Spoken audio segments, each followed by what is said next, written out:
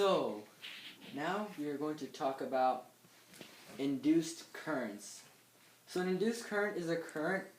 So previously we talked about a current which causes a magnetic force. In this case, we're going to talk about a magnetic force that induces or creates a current. So, right now, this current is being created through motion, through this conducting wire of length L, moving with a constant velocity through this magnetic field. So, using the right-hand rule, magnetic field goes in, velocity goes that way, so the force is upwards. But the force is upward for positive charges.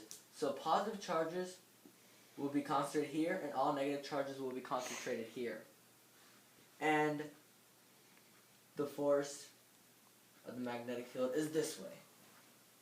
So, why is this important?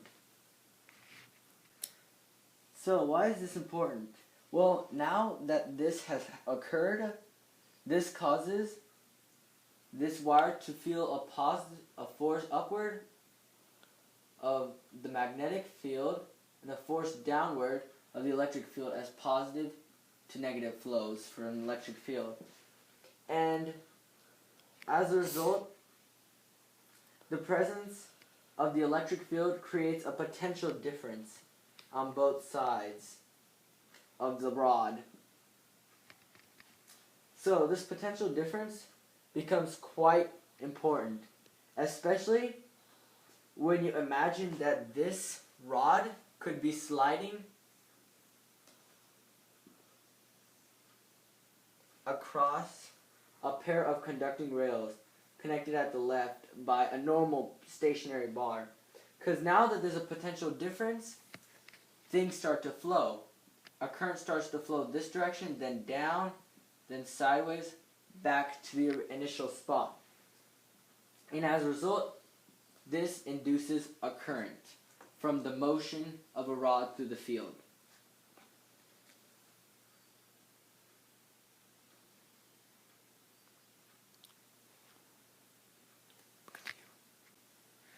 So, the magnetic field creates an electromotive force, which is called the motional EMF. And this is given by the equation E equals magnetic field times length of this thing times velocity. And there's also another kind of this one.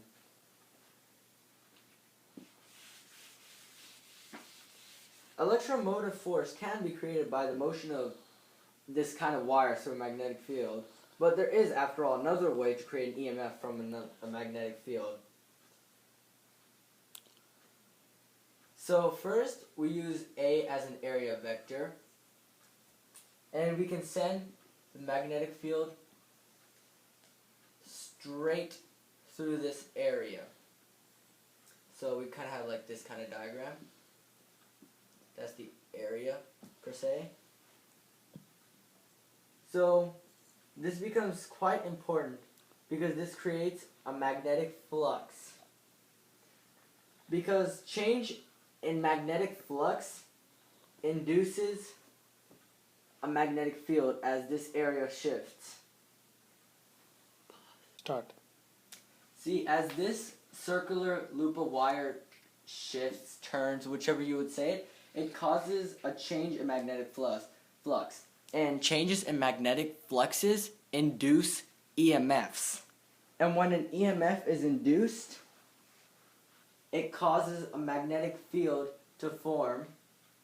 And ultimately, a current to form, which will ultimately create a magnetic field. So you have a Faraday's law of electromagnetic induction, that the magnitude of the EMF induced in a current is equal to the rate of change of the magnetic flux through the current. And this can be written in the equation EMF average equals change of magnetic flux over change in time. This is one equation. And Lenz's law can be included mathematically with this law by the introduction of a minus sign. And this leads to an equation which expresses both results, which is E average equals negative change in magnetic flux over change in T. Pretty much the same thing.